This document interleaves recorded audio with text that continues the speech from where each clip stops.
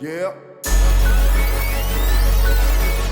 Alright, of course we are here up to scratch, kicking it nice. We've stopped the DJ session for a little bit to get a one-on-one, kicking it with the man Shukid. His album EP does drop today, Godspeed, and he's in the building. It's not that he brought his producer as well, big man Kev. How you guys doing, man? I heard you got a project too, man. Yeah, it's coming out. Release date is set for 5th of June. Yeah, it's also a 7-track EP called Maiden Memoirs. But of course, the one that did drop today is the man that we're talking to right now, and you had a lot to do with it as well. 7-track EP, why 7, man? I gotta ask. 7 tracks. It was just an EP. I tried to keep it short. Yeah. I have other projects on the way. So the EP came actually in between another project. Which project was that? I have an album coming out. Sweet. Yeah, I already dropped the name last year, Young Kings, so I don't mind releasing it right now. I mean, revealing the name right now. So the EP, I actually came up with the EP after something happened towards the end of last year. I was working on the album, we were recording. Again, he was very much involved in it. And then, yeah, a bunch of blogs just came out of the blue last year, towards the end of last year. One from Nigeria, one from South Africa, and I was ranked a top 10 MC.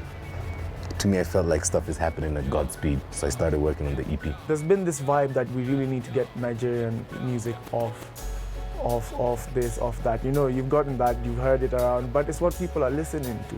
And even with the fact that you're teaming up with guys like that, does it mean, from an industry perspective, is their involvement in Kenya a bad thing or a good thing from what you've experienced? From my experience, I think, you know, I wouldn't say it's too bad, because, you know, we also want our music heard, you know, in other countries. So it's not bad at all for their music to be heard out, you know, out here in Kenya. You know, like the little slight issue I'd have is that their music kind of overpowers our music.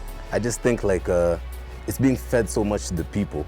People have to end up picking the best of what they're given. Even if like you have 10 fat people racing, one has to come in first. Doesn't mean it's fast, you know? Doesn't mean it's fast at all.